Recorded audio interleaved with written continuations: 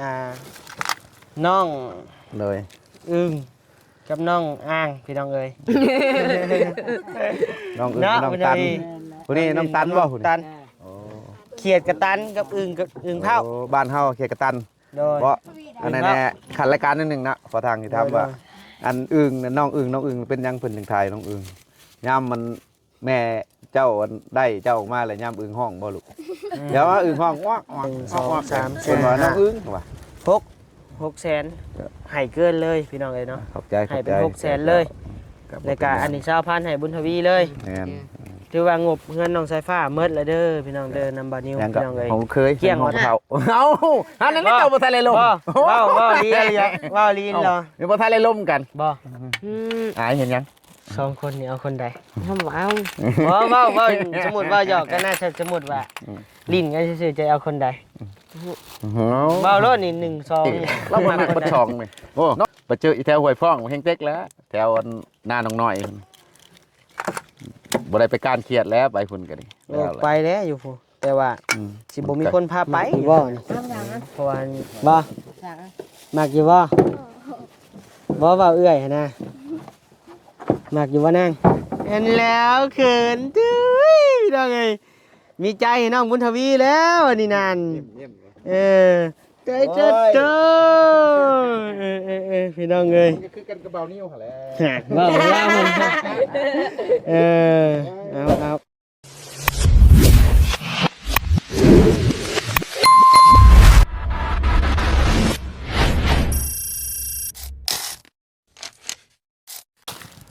อ้าวพี่น้องเอ้ยเซ่ละปัดเอากราบทักทายสบายดีพ่อแม่พี่น้องมัดทุกคู่ทุกคนเด้อพี่น้องเด้อเนาะยินดีต้อนรับเข้าสู่ช่อง YouTube บ่าวนิวสะพานบุญเส้นเก่าเส้นเคยพี่น้องเอ้ยเนาะมาพบมาพ่อกับหน้าบ่าวนิวอีกแล้วพี่น้องเอ้ยเนาะเปิดคลิปมาก็เห็นแต่หน้าบ่าวนิวนี่แหละพี่น้องเอ้ยก่อนหมู่เนาะพี่น้องเนาะเอาพอดีเลยพี่น้องเอ้ยเนาะมื้อนี้ทางบ่าวนิวเดินทางเข้ามาเฮือนน้องอึ้งน้องกระตันพี่น้องเอ้ยเนาะสองเอ้ยน้องพาเพลินพี่น้องเอ้ย ช่วงนี้เพิ่นก็ได้รับข่าวดีแล้วว่าสิเนาะพี่น้องเนาะได้รับเฮ็ดเฮือนหรือว่าเถียงนาเนาะพี่น้องเนาะเฮือนก็ว่าได้เถียงนาก็ว่าแม่นพี่น้องเอ้ยเนาะเพราะว่ามันอยู่ไห้อยู่นาเด้เนาะก็เลยว่ามื้อนี้ก็ถือโอกาสเข้ามาเยี่ยมมายามเพิ่นเบิ่งก่อนนะพี่น้องเนาะจักเล็กจักน้อยแล้วพอดีเลยนะพี่น้องเนาะน้องบุญทวีก็อยู่นี่พอสร้างก็อยู่นี่พี่น้องเอ้ยเนาะพอดีเงินส่วนกะโลพี่น้องเอ้ยเนาะสายฟ้านี่เองพี่น้องเอ้ยสายฟ้าทางบริกระจายไปแล้ว200,000เนาะค่ากะโลนะพี่น้องเนาะกะโลนี่มันใช้ไปอยู่จักแก๊สวะ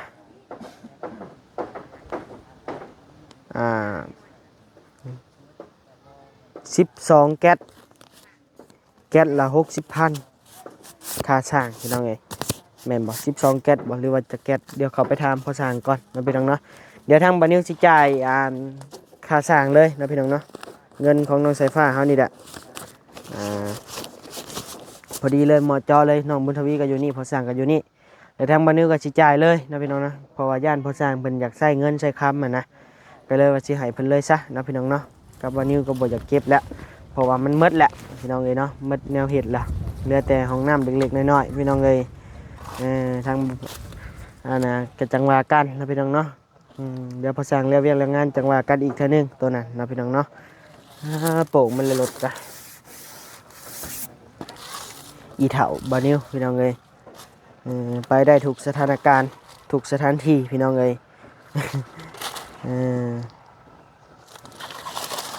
เอาไปพี่น้องเลยเนาะกับบานิวซื้อน้ำเค็มมานะจีให้เพิ่นกินเพลนก่อนเพิ่นกินข้าวเพลนหรือบ่พี่น้องเลยมากับมาพ่อกับเขาบอลไล่บ่าวพัดไส้พี่น้องเลยพวก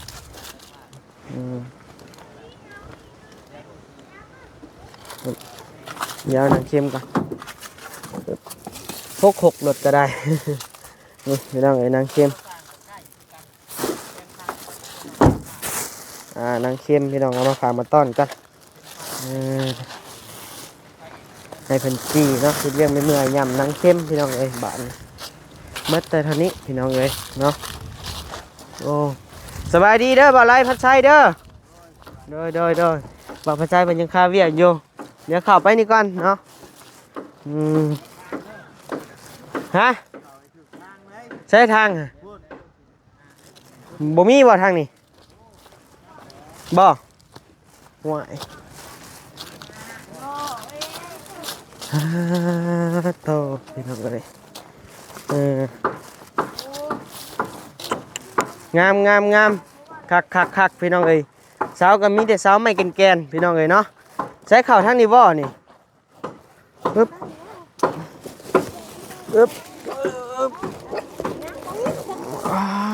พี่น้องเอ้ยเกือบบ่วิดโธ่พี่น้องเอ้ยสบายดีเด้อโดยสบายดี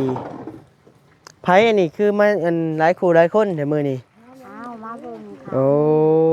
โดยใช้น้องอึ่งน้องกระตันมาพี่ใช้มาเบิ่งดูเฮือนซ่านล้านแป้นเจ้าน่ะบ่าวไปมาหึงเลยนี่ได้พี่น้องเอ้ยนี่กำลังตีเส้นพี่น้องเอ้ยเนาะใส่ผู้ใดซื้ออึ่งผู้ใดซื้อกระตันลืมเมื่อไหร่นี่เขียดกระตันอึ่งกระตันเฮ้ยเนาะใช้ทางขึ้นอยู่ทางใดอันนี้ใช้อันนี้บ่ทางขึ้นใช้โอ้ย่างขึ้นให้เบิ่งมึงดูฮะ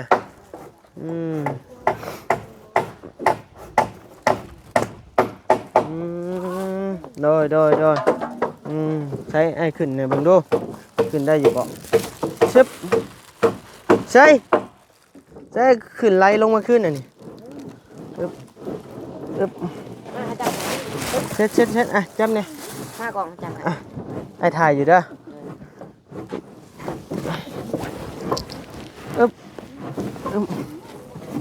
หักไปจังนี่โอ้ยพี่น้องเอ้ยเอาน้องบุญทวีนี่บ่ไปเป็นตากล้องให้พี่น้องเลยเนาะสบายดีเด้อบุญทวีเด้อสบายดีเดี๋ยวพากันเห็ดยังสับลาบอยู่พี่น้องเอ้ยใช่ระบบเลื่อยมือเนาะนี่พี่น้องเอ้ยสบายดีเด้อพ่อช่างสบายดีโดยจะแทกอะไรเป็นห้องแล้วบ่ดีได้ซะโอ้บุญทวีเห็นแล้วสบายดีบังคามมาอยู่นี่บ่บัดนี้มาลิ่นพี่เนาะบากบ่นะโอ้ทวีเห็นแล้วพี่น้องบักอยู่พี่ได้ลูกถากลงมาพี่ได้ถามบักนี่บักเมื่อปกมันอาหารกูบ่เล็กตัดเอาน้ำบ่เล็กตัดคอยบ่ข้าวเก่งเย็นตัดนี่เนาะโอ้ยช่วงคันให้เลยสิพาไปใช้ดีกวากเลยโลดบักนี่น่ะกวากลงเลยลงนะ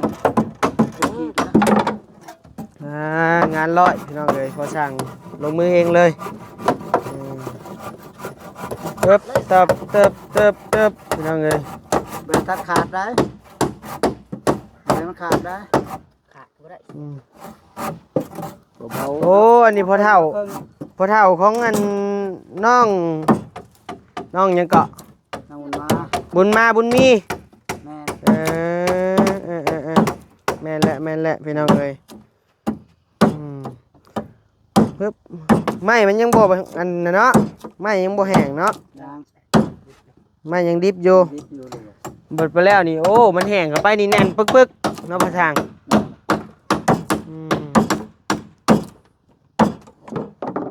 เมื่อได้พันเล็กนะเอาไปเล็กนะคอนตีพันนึงกับเอาอีกแล้วหลวงวัยรุ่นใจฮ้อนวะบ่คือผู้เฒ่าพันได้ยันผ้าหลุดเด้อเดี๋ยวผู้ย่างไม่ยันผ้ายันเจ็บบ่แม่นได้เนาะเอาโอเคก่อน เดี๋ยวพักงานก่อนเดี๋ยวอันไอขอลมกับพ่อช่างก่อนเนาะเดี๋ยวพักงานก็แป๊บนึงได้อยู่บ่พ่อช่าง ได้บ่เป็นหยัง มีแนวอยากลมอยู่เนาะใช้อันขออนุญาตไอ้เพิ่นยับออกเลยบุญทวีไปนั่งนั่นแหละน้องนี่ก็ไปนั่งนั่นก็ได้ไปอืม มานั่งแค่นี้นี่เจ้ามานั่ง เพื่อนน่ะมันก็ได้ พูดไปนั่งผู้แดดก่อนนิดนึงเอานั่งก็ได้เอา มาแม่เอาแล้วนิ่งกันระบาด ย่านแต่แดดผู้เช้านี่ก็ได้ มาแม่สิได้คู่แล้ว คู่ใช่น่ะ แล้ว บ่ นี่ทั้งนี้ โอ้ยเนาะว่าอยู่เป็นหยังเด้จังอายกันเนาะ โอ้คนบ่มักกันสิอายกันบ่ แนวมันแหล้วเว้า ซื้อ คนบ่มักกันมันก็บ่อายกันแหล้วเว้า อายนิดนึง อืม อายนิดหน่อย ตั ตัดโตไม้ตบไม้ปีกกันแล้วก็ตีคันไดขึ้น4-5คัน โดย เด้อ คนบ่มักกันได้มันสิอายกันพ่อสร้างเอ้ยแม่นแล้วว่ะ แม่น แม่นเฮาเว้าอยู่บ่ล่ะใช่เบิ่งครับอย่าเขินได้เอาแหละ โอ้ย ตุกนี่จัง เฮ้ยเนาะได้บ่แดดดอกหน่อยคม จังหน่อย เอาไป แป๊บเดียวนึงดอกพอดีแล้วนะพี่น้องเนาะมาพ่อ สบายดีจ้ะ โดยมาพ่อสร้างอยู่เงินน้อง เลย อึ้งกับน้องอ่างพี่น้องเอ้ย น้องตันผู้นี้น้องตันบ่ผู้ ตั นี้ นเขียดกับตันกับอึ้งเผา บ้านเฮาเขตกระตัน โดย เพราะอันนั้นแน่ขันรายการนิดนึงนะขอทางที่ทำว่าอันอึ่งน้องอึ่งเป็นยังเพิ่นถึงไทยน้องอึ่งย่ำมันแม่เจ้าได้เจ้าออกมาเลยย่ำอึ่งห้องบ่ลูกเดี๋ยวว่าอึ่งห้องวักเลยเพิ่นว่าน้องอึ่งว่ะ โดย แม่นบ่โอ้ แม่นบ่ กะบ้านค่อยเลยว่าน้อง เกิ อึ่ ด ง บ่ทัน เอ้าบ่แม่นบ่แต่เจ้าบ่แม่นเจ้าเอาเอื้อยบ่ออกก่อนยันว่าเจ้านอนอยู่เจ้าถีบบ่แม่นบ่ซะ ยอกเสื้อลูกเด้อบ้านอยู่คอยเนี่ยผู้ใดออกลำลังแล้วผู้นั้นแล้วเป็นพระเอกเห็นบ่สายผ้ายันบุญทวีได้ออกก่อน บุญทวีนี่ควรขอบใจสายฟ้า แม่นแหละ แม่นบ่ใช้แนมกล้องไงผม บ่ได้คิดได้ว่าบ่สิอยู่ทนวันนี้ปู้ว่ะ โอ้บ่ทนจังไดเนาะบ่อนมันเนาะว้าว บ้าแต่ว่าไปนำบ่ช้างมันก็คักแล้ ถึ ว กบ่อนมันเนาะ โย่ บุญทวีไปการเขียนแรงมาแล้วก็โอ้ยเขียนได้5โตวออกมา5โมงแรง5โมงเช้า โอ้บัดเดียว เมียนบ่อ้ายก็ไปกันคือกันเว้านั่นแม่เจ้าก็ดี การคืน เอา เอาพี่น้องเอ้ยโอ้แล้วมันเลยเนาะ ยังกระถาจังกะสี โดย จังกะสีมาถือว่ามุ้ง ทางบาลีเอาให้เจ้าแล้วมันบ่200,000 แม่น เลยยังเหลือเท่าไหร่อันจะแก๊ส12แก๊สบ่ แม่น 12แก๊ส ต้องเก็บ อ่า อันนั้นบ่ ใช้งาน เงินกะโหลของน้ำ โด บ่ ย แต่ว่าเจ้าเมื่อพุ่นแหละมันจะปลดบ่สายไฟที่แล้วแหละ ก็ว่าสิปลดอยู่แต่ว่า โอ้ ว่าได้ฉัน อ้าวสิพาเอาจะปลดเลยนะ ไผปลด เจ้าสิ ยังบ่ได้ปลด อ่ะไฟคือ ไผไป เจ้า ปลดซะ จังหวะ สิ พอ ว่า วัน จะ นั้น ปล เมื่ ด อ เลย พอว่าสิเมื่อกดใช้ไฟอยู่ครับปลดหรือใช้ไฟไว้ใช้ อยู่ในเรือนใช้ผ้าบ่หั่นน่ะย้อนว่าจะ เอาใช้ผ้าว่าปลดแหละ หน่อย ไผเป็นผู้ปลด สิพาว่าเจ้าเขาโทรถามมึงน่ะ บ้ายังบ่ไปเฮ็ดหยังซะ จะบอกว่านี้มันใช่ เนาะ เมื่อก็เห็นเลยคิดจ้ะ อ้าวว่ามื้อนี้ปลดไฟ ว่าสิเมื่อแล้วพักเวียนก็สิเมื่อเลยเหรอสิเมื่อแหวะใช้ไฟเลย บ่ บ่ เราจะงง เอ้าว่าบัดนี้ว่าปลดภัย บ่ยันเพิ่นเบิ่งสายไฟบ่หรือว่าแบบใดยังบ่ได้กวดเบิ่ง ใช้เฮายังบ่ไปวนกับสายไฟ แต่แม่นแล้วบ่เพิ่นว่ายันเพิ่นบ่ได้กวดเบิ่งสายไฟบ่หรือว่านั่นก็ว่าผู้แล้วว่าบายๆเพิ่นแล้ว ได้ยินแต่เบาลี่ว่าคะแนนไผไปแล้วไปปลดในเด้อเนาะ บ่ก็บ่สร้างก็หาแหน่เดี๋ยวว่านิ้วก็หาแหน่เนาะลงกันหวานซื่นนี่ แม่น แม่น แต่ว่ายังบ่ไปยุ่งกับสายไฟเลยได้พี่น้องเอ้ย มันบ่ทันได้ ยังบ่ได้ ไป เฮ็ดหยัง เก่า ได้ กายดอกเดี๋ยวเพิ่นเฮาไปเฮาก็ แต่ว่า อง มือคืนนี่ก็เห็นคลิปบ่าวพัดชัยว่าบ่มีไผอยู่ได้ อ๋อยันว่าในนั้นก็บ่จัก ไผเป็นผู้ปลดแหละบัด จังหวะ เขางับหรือบ่ จังหวะ แม่นเขางับบ่ คันว่าเขาปลดให้ก็มีแต่ไปกวดใช้ไผเฮา แม่น ของเฮาเนี่ยกับอันของบุญทวีสองก้อแหละเฮาอันนั้นสิมาปาไว้หันของบุญทวีโดยมีแต่ยังเหลือเท่าใดบัดยังเหลือจักแสน จังว่าอะไรเบิ่งถูกอยู่12แล้วให้200,000 รวมหมด เซนจอด700,000 รวมหมด แม่นยังเหลือ500,000เพราะว่าเฮาไล่มา600,000ไปปลาย ยังเหลือ500,000แม่นบ่ แม่นเจ้า แต่ก่อนนะมันเพิ่นไล่ให้คือจะว่า500เลยค่ากระเบื้องเนาะมันก็แพงแหละเท่าไรก็ถึกอยู่ตกอยู่พันปลาย โดย วันนี้ก็เพิ่นให้200,000 โดย 200,000ก็ยังเหลืออยู่600,000ปานนั้นแหละ เรือหา อืม เรือหาบ่หรือเท่าใด 600,000นั่นแหละ หกบ่ 600,000โดยมันถึก มัน 700,000ปลายดิ 700,000ปลายบ่ โอ้6คอยไร600,000ดิแก๊สหนึ่ง60 แก๊ส1 60 10แก๊สก็600,000 แล้วก็ 12แก๊สก็120,000เนาะ120,000มันก็ตกอยู่720,000บาลีให้200,000ก็ยังเหลืออยู่500,000ปลาย แต่ว่าเฮาสิให้เลยนี่1 2 3 4 5 6 แสนให้เกินเลยพี่น้องเอ้ยเนาะ ขอบใจ ให้เป็น600,000เลยแล้วก็อันนี้20,000ให้บุญทวีเลย แม่น ถือว่างบเงินน้องสายฟ้าเมิดแล้วเด้อพี่น้องเด้อนำบานิวพี่น้องเอ้ยเกลี้ยงออดตอดบัดนี้พี่น้องเอ้ย ขอบใจเด้อ โดย กระเบื้องติดให้ห้องน้ำบุญทวีทางสายฟ้า แต่ก็ยังเหลืออยู่ยังเหลือมันบ่แล้วอยู่ แม่น อืม สิได้ไปเก็บ ในจังหวะนี้ เด้อ แล้วก็นางเข้มพ่อช่าง โอ้ นี่เอาเม่นขี้กินนี่ พอดีปั้นข้าวตอน โดย แรง คักได้นี่มันหนาได้ โอ้คักเนาะ มันหนา ขอบใจ ได้ ขอบใจโดย เดี๋ยวแม่ที่จะสั่งได้ ไว้กินกับข้าวมื้อแรงเด้อนะ ตอนแรงตอนเช้าขอบใจเพิ่นเด้อ โดย เจ้าอยู่นี่เจ้าได้ใช้จ่ายหยังอยู่บ่ ซื้อบัตร ซื้อบัตรซื้อเบอร์มีเงินเท่าไหร่เดี๋ยวนี้ บ่มี มีเด้20,000เมื่อไงสิเติมให้อีกซั่นนะ น้ำพอช้างออกให้ชื่อให้ ให้ตื่น ดีใจเพิ่น ให้10,000 แหละ เออ เนี่ยโทมไว้นี่แหละบัดเมื่อก็พอได้เมื่อ เมื่อเลี้ยงน้องเลี้ยงนุ่งเนาะ แม่นเลย เมื่อวันที่30ไปบ่บริบุญทับพนม เธอกลับไป ฮะ คือตอนจากเวรสิมาอ้ำเขาเลย มันมุงบ่ฮอดเนาะได้สิไปเอา น้ามือบุญนั่นน่ะเด้ บุญนายคาเวียกบุญน่ะนะแล้วบ่ภาษาวันที่30 โยฉัน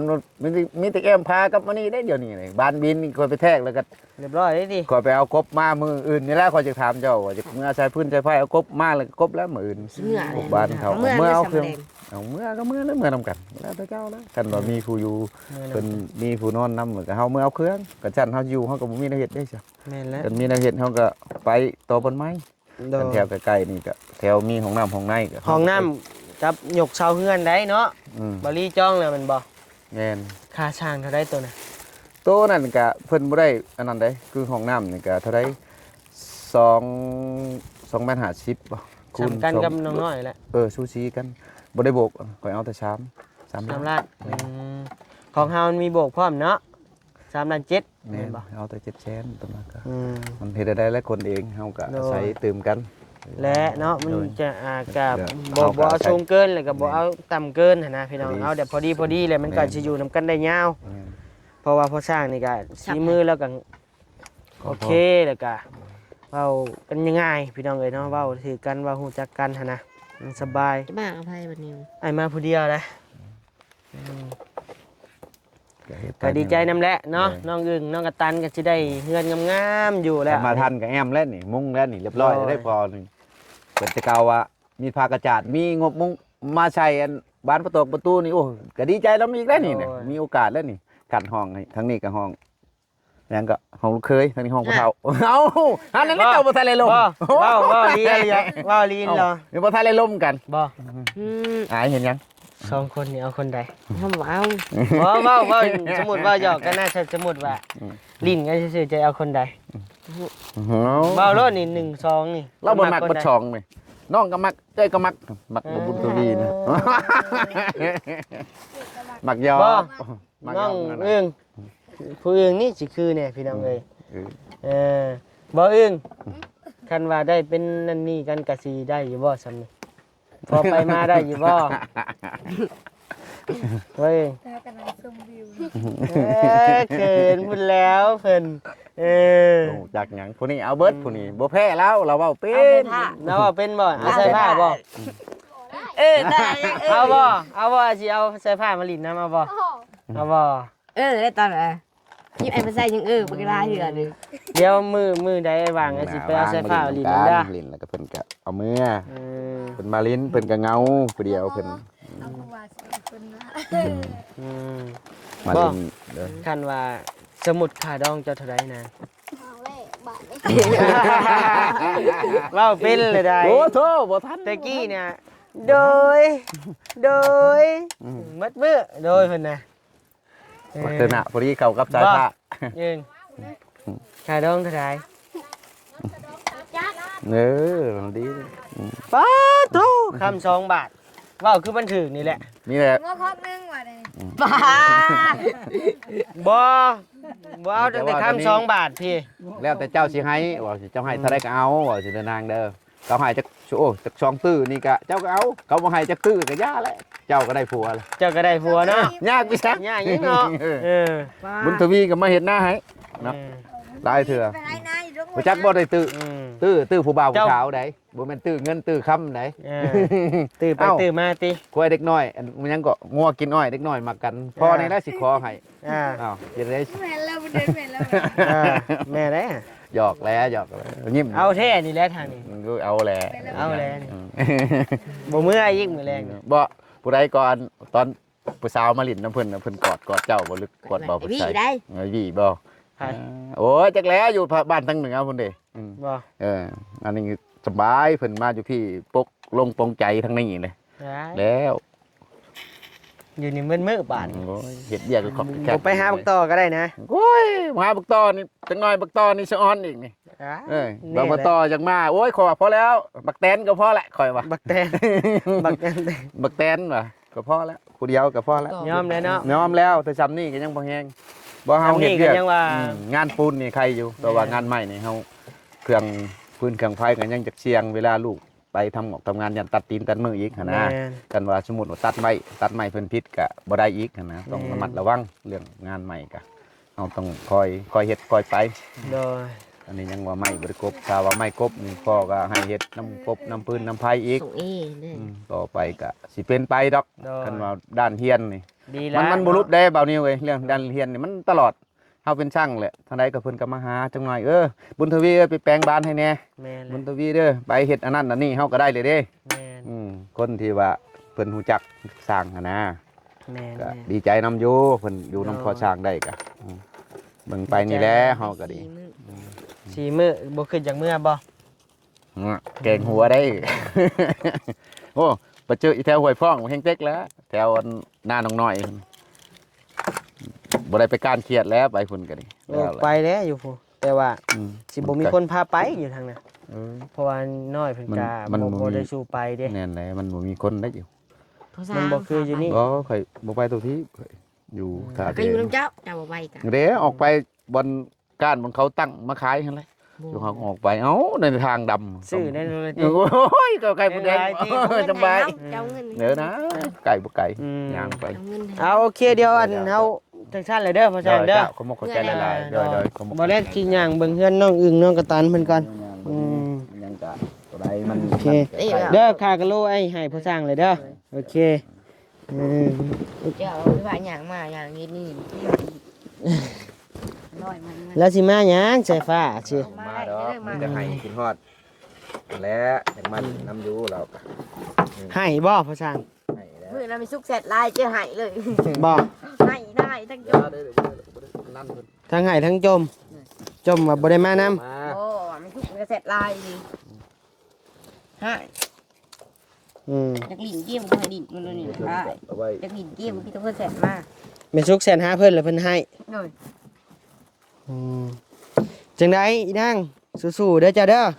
ได้เฮือนงามแล้วบ่ว่าแท้มักอยู่บ่นี่ ทำอย่างนั้น บ่ อย่างนั้น มักอยู่บ่บ่ว่าเอื้อยหั่นนะมักอยู่บ่นางเห็นแล้วเขินจุ้ยพี่น้องเอ้ยมีใจให้น้องบุญทวีแล้วอันนี้นั่น เยี่ยม เออใจเจ้าเจ้าพี่น้องเอ้ย คือกันกระเป๋านิ้วหั่นแหละ ว่าผมว่ามันเออเอาพี่น้องเอ้ยเนาะโดย มักต้องมันบ่ล่นไก่กบ แมน ดกก่อนสิเป็นหัวล้าน น่าเห็นบ่เออเอาพี่น้องเอ้ยแล้วแต่หมดเพิ่นนะพี่น้องเนาะ นี่คุณมาข่าวมีอยู่ ตัวใด น้อยน้องน้อยบ่ น้องน้อย นี่แหละ น้อย นี่แหละ เป็นหยังกันนั่นน่ะ เอาเลย บ่ จักคันบ่ นี่เลยนี่ เออ เด้อใช้อันน่ะเฮ็ดแบบนี้ด้วยใช้เฮ็ดแบบนี้มินิฮัทนี่นะ อายมักกันนี้นะ มันแม่นอลีเลยมันจังอายกันปานนี้พอสั่งเลยเนาะเออบ่พุ่นทวีสมมุติว่าเราเป็นผู้สาวจะสิมาอยู่นี่ได้อยู่บ่ บ่ฮู้ ฮะ บ่ฮู้ จำเป็นเลยเนาะเนี่ยมันได้เป็นลีกันเนาะเออเอาพี่น้องเอ้ยหักว่าหยอกซื่อๆเด้อพี่น้องเด้อเนาะแล้วแต่เพิ่นเพราะว่าเพิ่นก็ยังน้อยอยู่พี่น้องเอ้ยเนาะแต่เพิ่นเคินกันแบบนี้มันก็บ่อยากรอดแหล้วบัดนี้คิดว่าเนาะเออเอาไปให้สิเมื่อก่อนเด้อบัดนี้เด้อดีใจนำหลายๆไปพี่น้องเอ้ยใช่คือฉันเนี่ยนี่สิลงได้อยู่บ่ใช่พี่น้องเอ้ยลงได้บัดนี้บุตรวีจับกล้องไงเนี่ยอย่าเด้ออย่าสุไปหาการเขียดดูอะไรเลยไปหาการเขียดดูนี่ใครอึ้งลึงเนี่ย